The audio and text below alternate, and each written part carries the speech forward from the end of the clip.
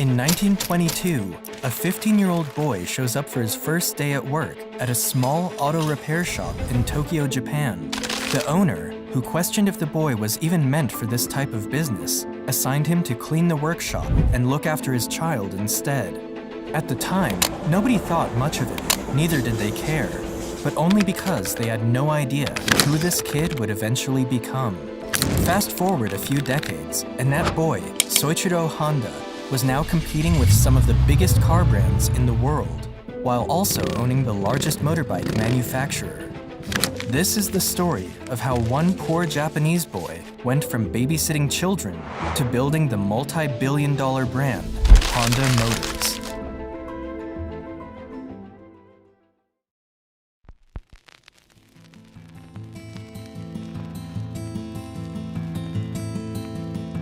The story begins in 1906 in a small, poverty-ridden village called Tenryu, Shizuoka, at the foot of Mount Fuji. It was there that Gihei Honda and his wife welcomed their first son, Soichiro Honda. Soichiro's father was a local blacksmith from the village who also fixed bicycles on the side, while his mother was an accomplished weaver. Raised in difficult economic situations, Soichiro lost 5 of his siblings growing up due to health issues. When Soichiro was 8 years old, he was going about his normal routine in the neighborhood when he heard a strange rumble that grabbed his attention. He followed the sound until he came across a big piece of strange machinery rolling along on 4 wheels. This machine was a Ford Model T, and Soichiro was left captivated by what he had just witnessed. It was the first car I saw. What a thrill! I could not understand how it could move under its own power. And when it had driven past me, without even thinking why, I found myself chasing it down the road as hard as I could run. This experience left a mark in his life that would forever change the way he would engage with machines. He learned how to wet the blades of the farm machinery and repair bicycles. He was fascinated by all kinds of engines and motors. But Soichiro hated the idea of going to school, and instead of pursuing a proper education, he spent the majority of his childhood helping his father with his bicycle repair business. His lack of interest in school affected his grades so terribly that he used some rubber that he found to forge his family's stamp on his grade reports. That way, his father wouldn't need to sign the paper and see his grades. Eventually, he got caught, and his father punished him by making him kneel on his knees for an entire day without lunch. In 1922, Soichiro came across a magazine ad for a Tokyo-based automobile servicing company called Art Shokai. He reasoned that, since the company was one of the most popular motorcar services in the city, they might be in need of new workers. So, he wrote a letter to Art Shokai, inquiring about a job, and luckily enough, he received a positive reply. So, at the age of 15, Soichiro dropped out of school, left home, and headed for Tokyo in pursuit of his dreams.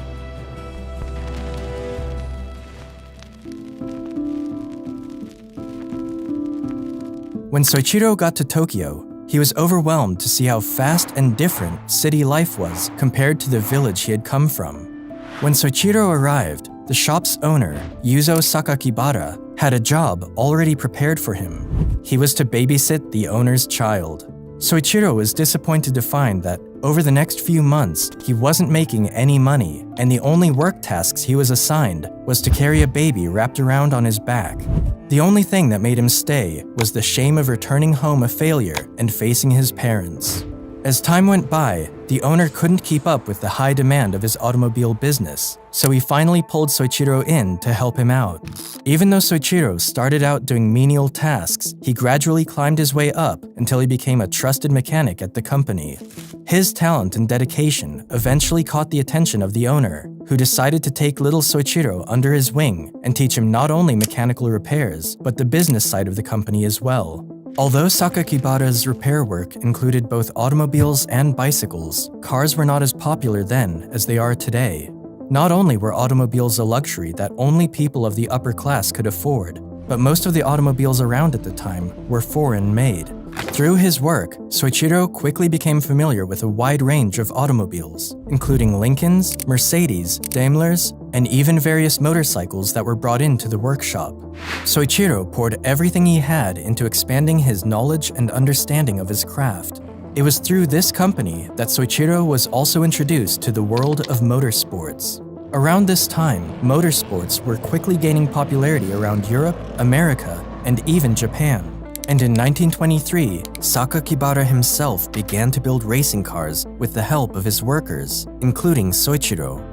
Their first model was the Art Daimler, built using a second-hand Daimler engine, and their second model was the Curtiss. The Curtiss was made using another second-hand engine from an American Curtiss biplane, placed on the chassis of another American car, the Mitchell. This car would go on to race in the 5th Japanese Motor Car Championship in 1924, taking a stunning first position, with Sakakibara's brother as driver and Soichiro as the accompanying engineer. It was a special experience for the 17-year-old boy, and from then on, motorsports became his religion.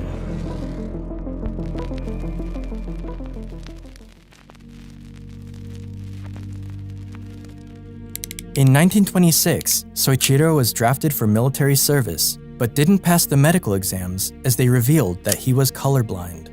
Thus, he was excused from the army and was able to keep working at Art Shokai. By 1928, Yuzo Sakakibara wanted to expand his business and decided to open a branch of Art Shokai in Hamamatsu. He believed there was no better man to leave in charge than his young apprentice, and at the age of 21, Soichiro was called upon to run the new branch. However, Soichiro's repair shop struggled during the first year, largely because people didn't want to entrust their cars with someone so new and so young.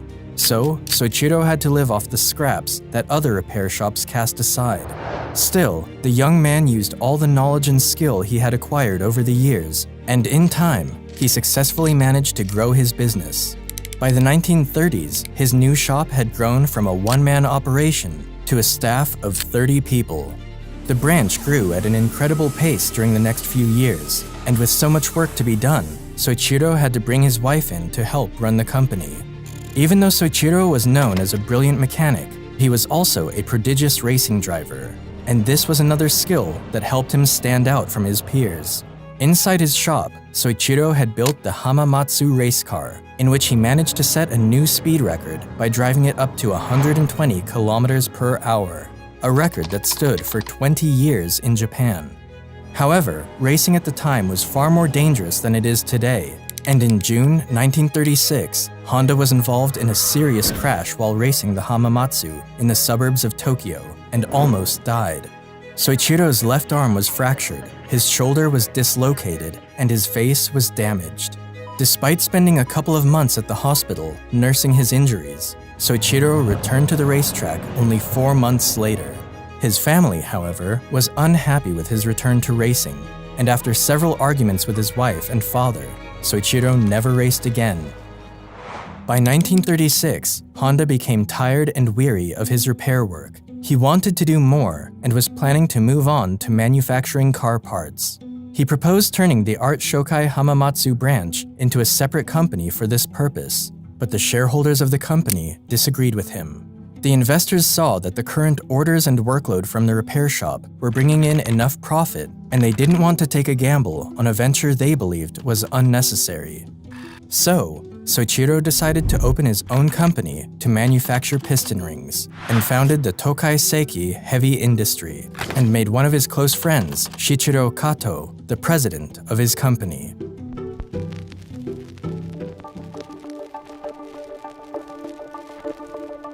Soichiro and Kato worked tirelessly in their new venture, and together started the Art Piston Ring Research Center.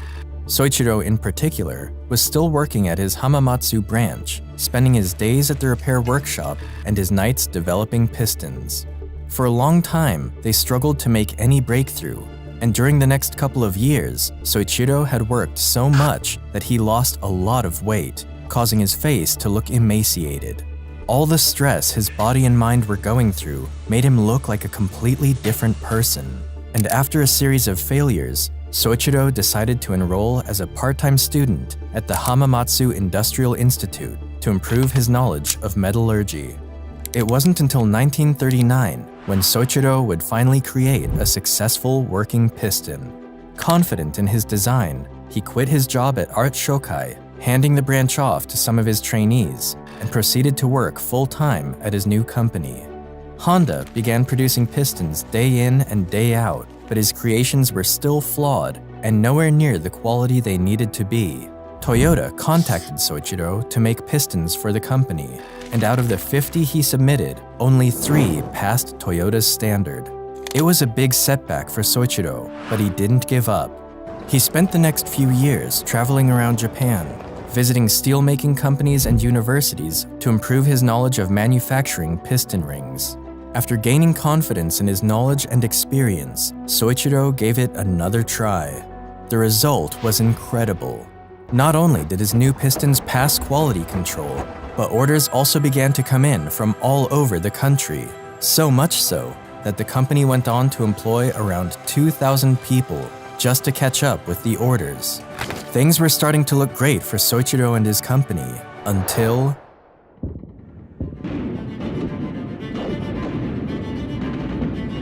Japan joined the Pacific War in 1941, and Soichiro's company was placed under the direct command and control of the Ministry of Munitions. The following year, Toyota took over 45% of the company's equity, and Soichiro was downgraded from president to the position of senior managing director. Things went from bad to worse as many male employees began to resign as they were drafted for military service, and his company began to struggle. Soichiro did everything he could to keep his company afloat, but he wasn't ready for what was yet to come. In 1944, air raid sirens began to intensify in Japan, and it became very obvious that the country was headed towards defeat. Hamamatsu was in great danger, and Soichiro's company was struck by a direct bomb blast, destroying the factory. The company would go on to suffer a second misfortune in January 1945, when the Nankai earthquake shook the region and the Iwanta plant collapsed. Japan eventually surrendered in August 1945, but by then, Soichiro had nearly lost everything. After the war, Soichiro decided to sell what was left of his company to Toyota for a sum of 450,000 yen, and publicly told everyone that he was going to take some time off to figure out what the future would hold, as Japan was left in ruins.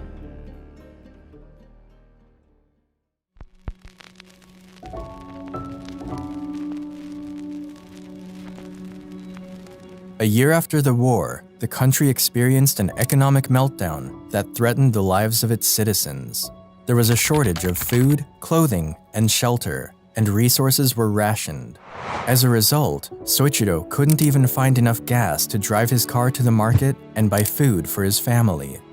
One day, Soichiro came across a generator engine that belonged to the Japanese Imperial Army, which was used during the war to power up a wireless radio. He was fascinated with the engine, and after figuring out how it worked, a bright idea came to him. What would happen if he attached this engine to a bicycle?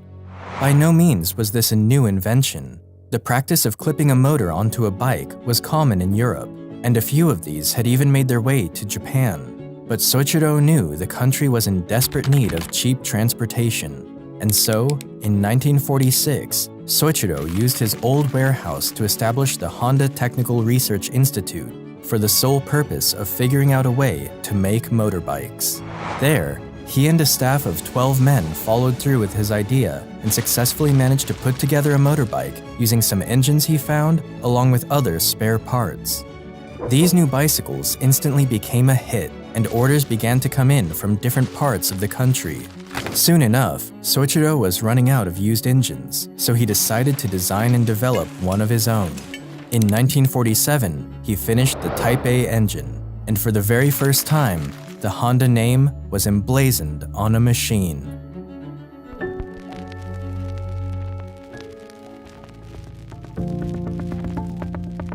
Soichiro founded the Honda Motor Company in 1948 with the initial goal of building motorcycles to help get Japanese workers around. The only problem was, Soichiro needed more money to expand his production. So, he wrote an open letter to all 18,000 bicycle shop owners in Japan, telling them that he had thought of a solution to get Japan moving again.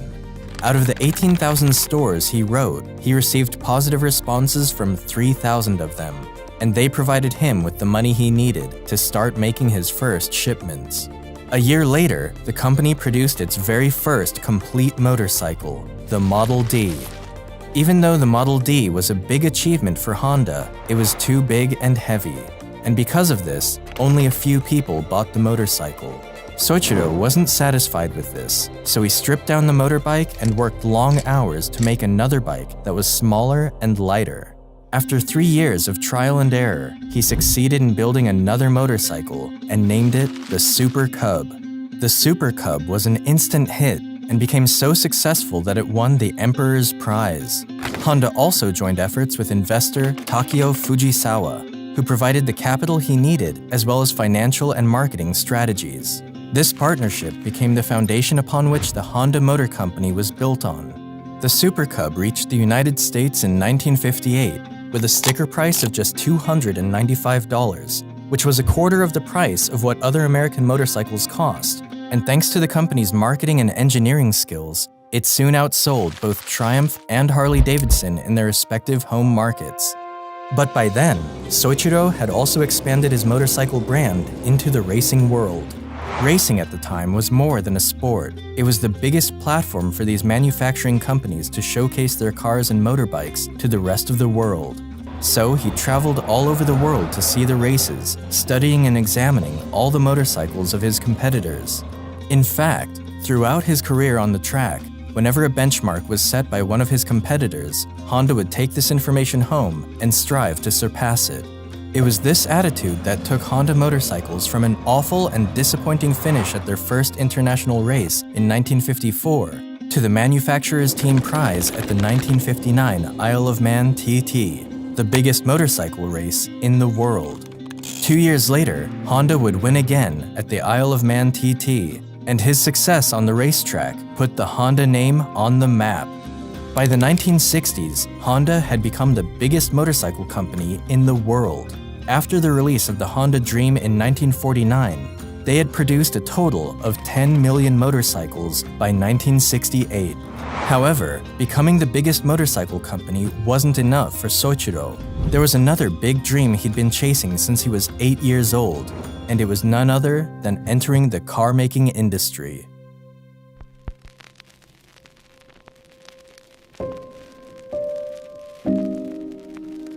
When Soichiro announced he was going into the automobile market, many people warned him that it was too risky for the company and that he was better off just making motorcycles. Around this time, Japan had Nissan, Toyota, and a few other companies who were competing in the tough world of the automobile market. And Japanese officials tried to convince Soichiro that the country didn't need another car manufacturer, but Soichiro didn't listen to their arguments. Honda debuted its first automobile in 1963 with the release of the T360 mini truck, a small but reliable pickup truck. Unfortunately, the mini truck never gained much traction, and it was soon followed with the company's first ever sports car, the S500. This S500 was a two-door roadster with a 4-speed transmission, capable of reaching 80 miles per hour. It was a smaller car, but it was smooth and easy to drive. But sadly, only around 1,300 cars of this model were built, making it one of the rarest Honda cars ever made. But just like Soichiro did with his motorcycles, Honda brought its cars into the racing world. The Honda RA271 made its Formula One debut at the 1964 Belgian Grand Prix. It only took 1 year for Honda to achieve a first-place victory at the 1965 Mexican Grand Prix with their new successor, the RA272. But despite its early success on the racetrack, Honda was nowhere near beating its competitors in the car market. So they took a break from racing and turned their attention to building one of the most successful cars in the automobile market, the Honda Civic. Honda debuted their new model in 1972, and in the following years, it became one of the most popular cars in the world. One of the reasons for its success, especially in European and American markets, was due to the oil crisis of the 1970s. During this period, shortages of fuel spread all over the world. And to tackle this, Soichiro devised a brand new method for fuel management called the compound vortex controlled combustion. or CVCC for short. This allowed people to travel further distances with their car without burning too much fuel. The Honda Civic also tackled the pollution problem caused by exhaust gases by adding a catalytic converter to its vehicles, something that other big automakers didn't consider as much at the time. And just like that, Honda was rapidly becoming popular in the automobile market. Even though Americans might have bought the Civic out of necessity, it was the Honda Accord that really changed the game. Initially, the Honda Accord debuted as a compact hatchback, but it later expanded to sedans. This new model contained the same fuel-efficient feature as the Civic, but with a better moderate size, and thanks to their wider interior space and comfort, the Honda Accord would later become one of the best-selling sedans in the automotive history. At the beginning of the 80s, the Honda Motor Company was the third largest producer of cars in Japan, and by the end of the decade, it was the third biggest car company on the planet. Soichiro Honda retired from the company in 1973 and later died on the 5th of August, 1991. Looking back on my work, I feel that I was doing nothing more than mistakes, blunders, and serious omissions. But I am proud of the achievements. Although I did one mistake after another, my mistakes and failures never occurred for the same reasons. Honda has now expanded into multiple industries, including jets, boat engines, power equipment, and robots, to name a few. Thank you all for watching. Make sure to subscribe and like the video. Until then, I'll see you in the next one.